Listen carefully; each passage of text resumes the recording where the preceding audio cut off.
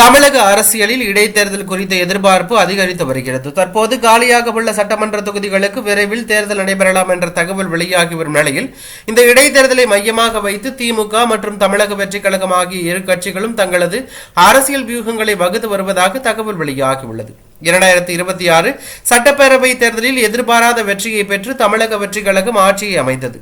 எனினும் அந்த கட்சி தனிப்பெரும்பான்மையை எட்டாமல் 107 தொகுதிகளில் மட்டுமே வெற்றி பெற்றதால் கூட்டணி கட்சிகளின் ஆதரவுடன் அரசை நடத்தி வருகிறது. இந்த அரசியல் சூழலை பயன்படுத்தி சட்டப்பேரவையில் தமிழக வெற்றிக் கழகத்தின் பலத்தை அதிகரிக்க விடாமல் தடுக்க திமுக தீவிரமாக திட்டமிட்டு வருவதாக தகவல் வெளியாகியுள்ளது. தற்போது தமிழக சட்டப்பேரவையில் 7 தொகுதிகள் காலியாக உள்ளன. தாவேகா தலைவர் விஜய் வெற்றி பெற்ற 2 தொகுதிகளில் ஒன்றான திருச்சி கிழக்கு தொகுதியை ராஜினாமா செய்ததை தொடர்ந்து அந்த தொகுதி காலியானது.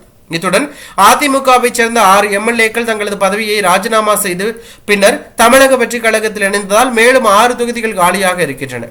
அரசியல் வட்டாரங்களில் பேசப்படும் தகவலின் அடிப்படையில் அதிமுகவிலிருந்து மேலும் சில முக்கிய தலைவர்கள் மற்றும் எம்எல்ஏக்கள் தமிழக வெற்றிக் கழகத்தில் இணைய வாய்ப்பு இருப்பதாக கூறப்படுகிறது.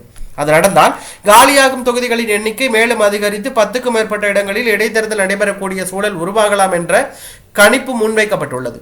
இந்த இடைத்தேர்தல்களில் வெற்றி பெற்று சட்டப்பேரவையில் 118 என்ற தனிப்பெரும்பான்மை எண்ணிக்கையை எட்ட வேண்டும் என்பதே முதலமைச்சர் விஜய் தலைமையிலான தமிழக வெற்றிக் கழகத்தின் முக்கிய இலக்காக இருப்பதாக கூறப்படுகிறது. கூட்டணி கட்சிகளின் ஆதரவின்றி நிலையான ஆட்சியை அமைப்பதே அந்த திட்டத்தின் நோக்கமாக அரசியல் விமர்சகர்கள் கருதுகிறார்கள். மறுபுறம் தமிழக வெற்றிக் கழகத்தின் இந்த முயற்சிக்கு அரசியல் ரீதியாக பதிலடி கொடுக்க திமுகவும் தனது தேர்தல் வியூகங்களை தீவிரப்படுத்தி உள்ளதாக தகவல் வெளியாகியுள்ளன. காலியாக உள்ள அனைத்து தொகுதிகளிலும் முழு பலத்துடன் களமிறங்கி அதிகபட்ச வெற்றியை பெறுவதன் மூலம் தமிழக வெற்றிக் கழகம் தனிப்பெரும்பான்மையை எட்டுவதை தடுக்க வேண்டும் என்பதே திமுகவின் நோக்கமாக அரசியல் வட்டாரங்கள் கூறுகின்றன.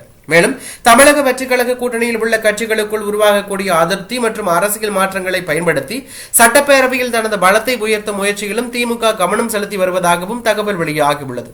இருப்பினும் இடைத்தேர்தலில் வெற்றி பெற்றாலே ஆட்சி மாற்றம் நிகழும் என்று உறுதியாக கூற முடியாது. அரசியல் மற்றும் அரசியல் அமைப்பு சட்ட நடைமுறைகளின் அடிப்படையிலேயே அடுத்த கட்ட அரசியல் நகர்வுகள் அமையும். எனவே ஆட்சி கவிழ்ப்பு அல்லது பொது தேர்தல் போன்றவை குறித்து வெளியாகும் தகவல்கள் தற்போது அரசியல் வட்டாரங்களில் பேசப்படும் ஊகங்களாகவே பார்க்கப்படுகின்றன.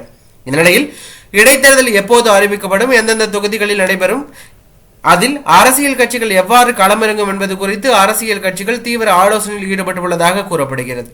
வரவிருக்கும் இடைத்தேர்தல்கள் வெறும் தொகுதிகளுக்கான தேர்தலாக மட்டுமல்லாமல் தமிழக அரசியலின் அடுத்த கட்ட சமநிலையை தீர்மானிக்கும் முக்கிய அரசியல் நிகழ்வாக அமையக்கூடும் என்ற எதிர்பார்ப்பு நிலவி வருவது தற்போது அரசியல் வட்டாரத்தில் பரபரப்பையும் அதிர்ச்சியும் ஏற்படுத்தி உள்ளது.